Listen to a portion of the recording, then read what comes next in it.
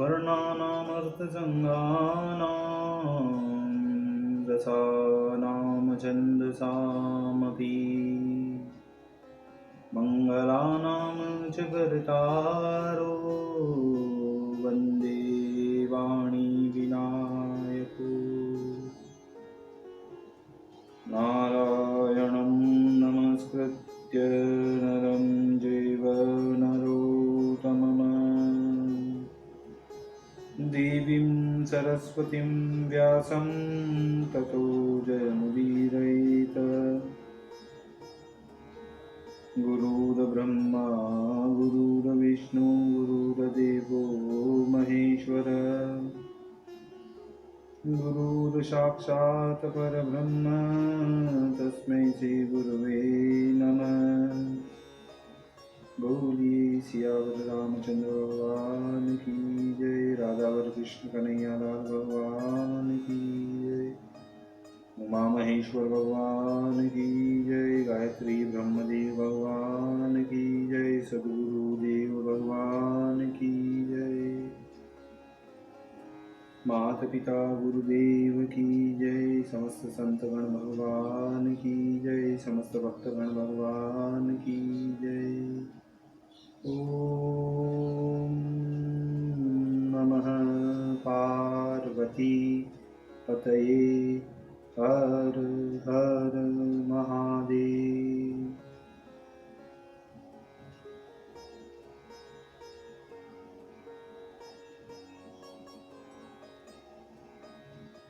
तो प्रिय मित्रों एवं आप सभी श्रीमद् भागवत पुराण के श्रेष्ठ श्रोतागणों एवं रसिकों, अब तक हमने भगवान श्री भागवत महाकथा की कथा को क्रमबद्ध रूप से श्रवण किया था, पठन किया था, भजन किया था, कथा का मनन किया था। अब हम भगवान श्री भागवत पुराण की कथा की तृतीय स्कंद के चतुर्थ अध्याय की ओर कथा को क्रमबद्ध रूप से आगे की ओर अग्रसर करते हैं। तो कहते हैं कि इस चतुर्थ अध्याय में बंधु निधन सुन कान, उद्धव शिक्षा से विदुर गए मित्र सुत जान। गए मित्र सुत जान।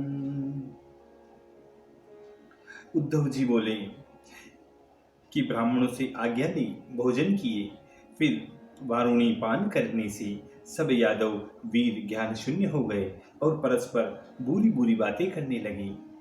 मर्म स्थान में वचनवान एक दूसरे के वह आपस में मारने लगे।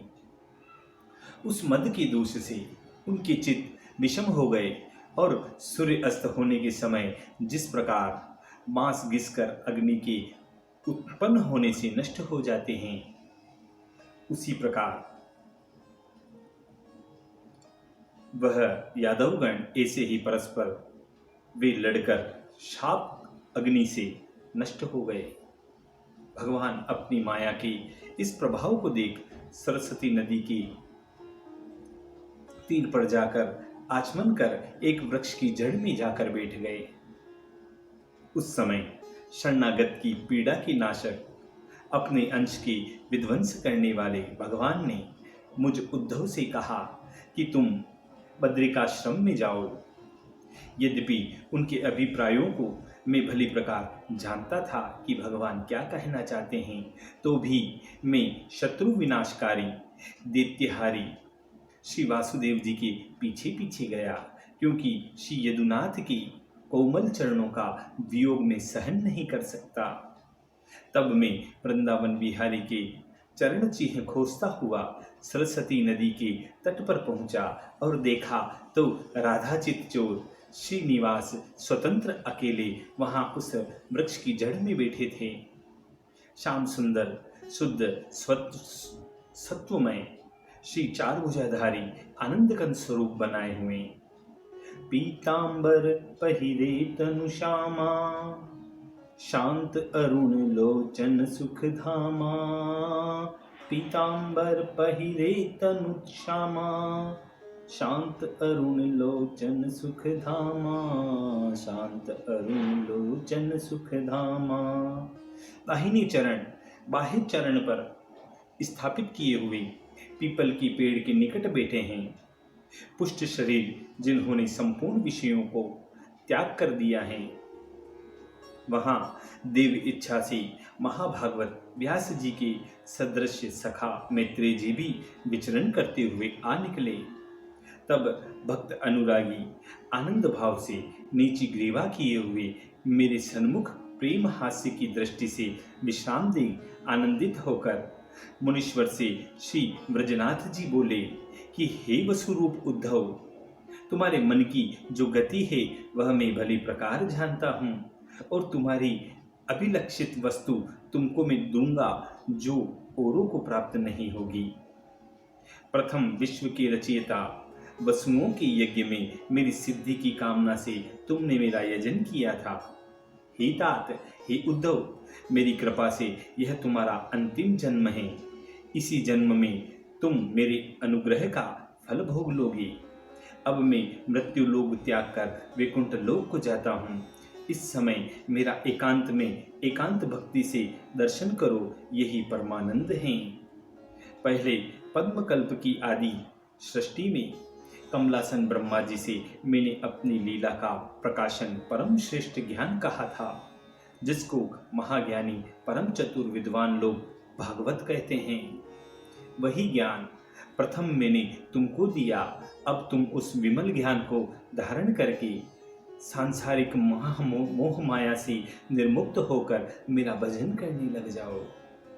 ऐसे आदर से जब कृपा निधान भगवान ने मुझ उद्धव को समझाया, तब मैं आपसे अनुग्रह का प्रतिक्षण के लिए पात्र हो गया।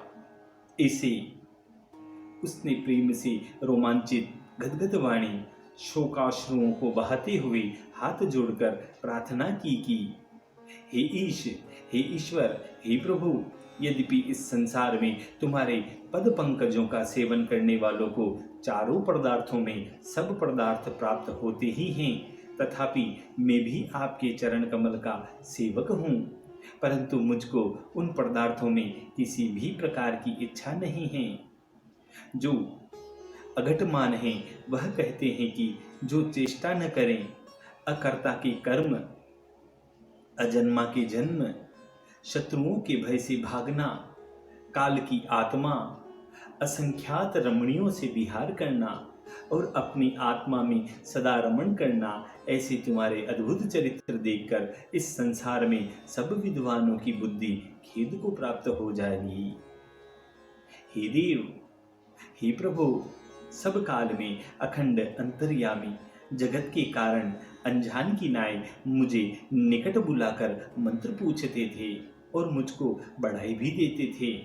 इस कारण मेरा मन आपके चरण कमलों को नहीं छोड़ना चाहता। अपने आत्मा का एकांत में प्रकाश करने वाला संपूर्ण ज्ञान ब्रह्मा से तुमने कहा है।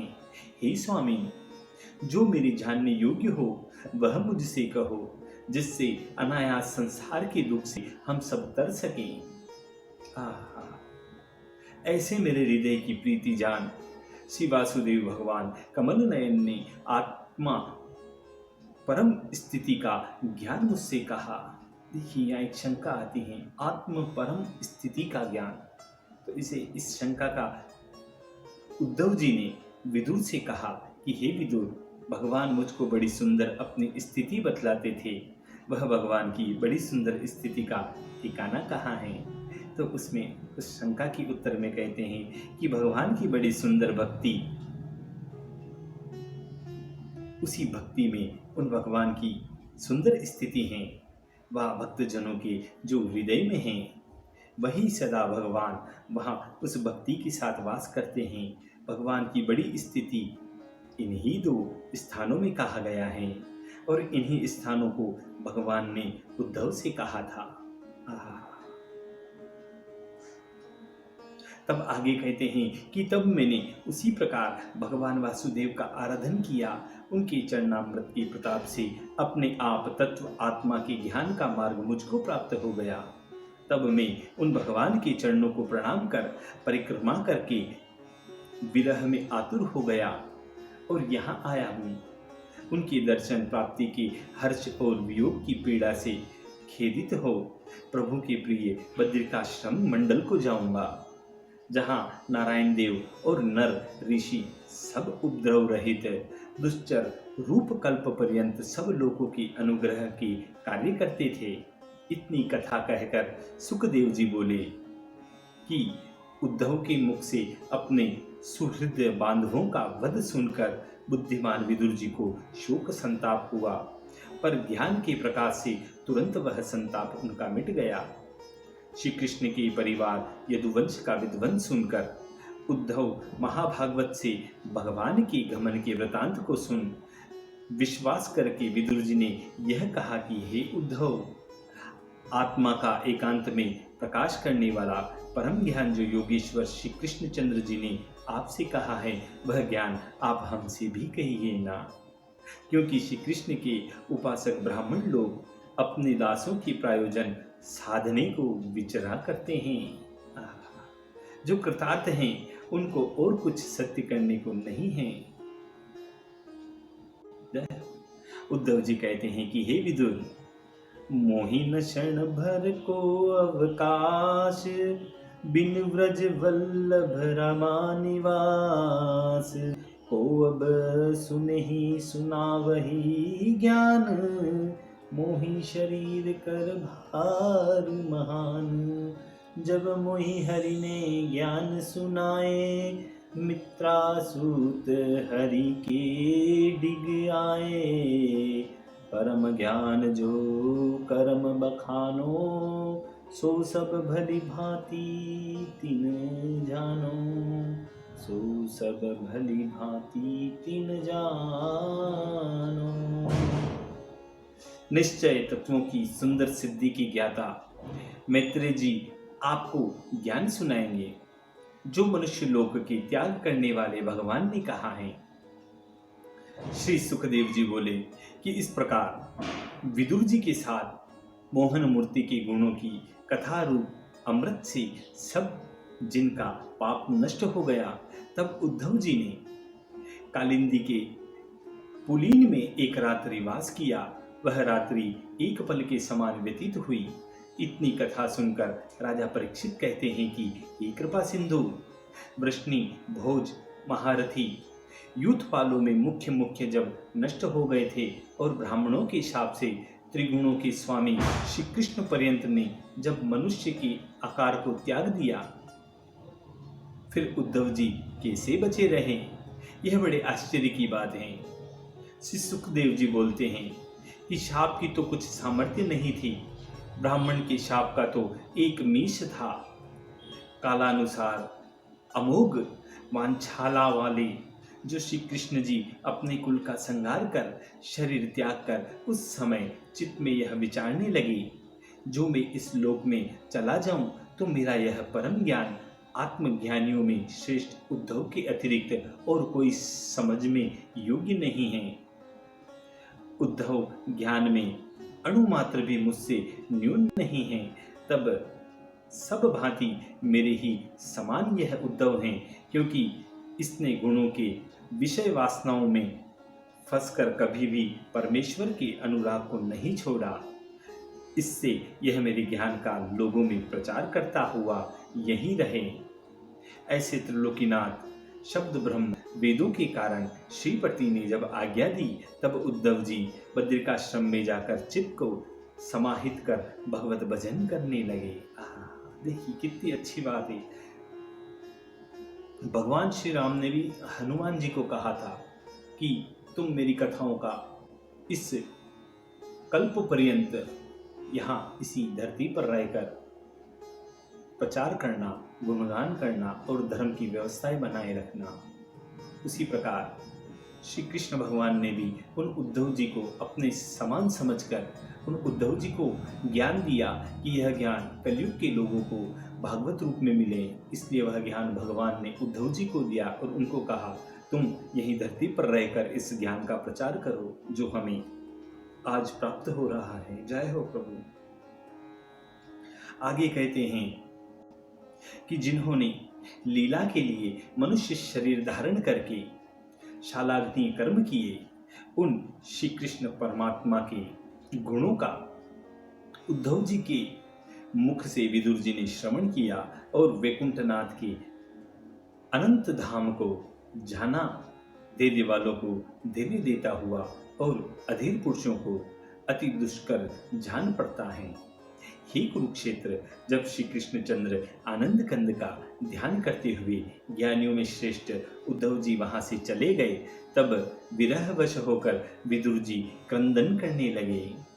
पुनि कछु दिन बस मधुपुरी, कालिंदी के तीर, बहुरी गए जहाँ बसत हैं, मित्रासुत मति धीर, बहुरी गए जहाँ बसत है, मित्रासुत मति धीर। इसी के साथ उद्धव जी और विदुर जी के मधुर संवाद के साथ इस भागवत कथा के तृतीय स्कंद के चतुर्थ अध्याय का यहाँ समापन होता है। बोलिए श्री कृष्ण कन्हैया लाल भगवान की जय।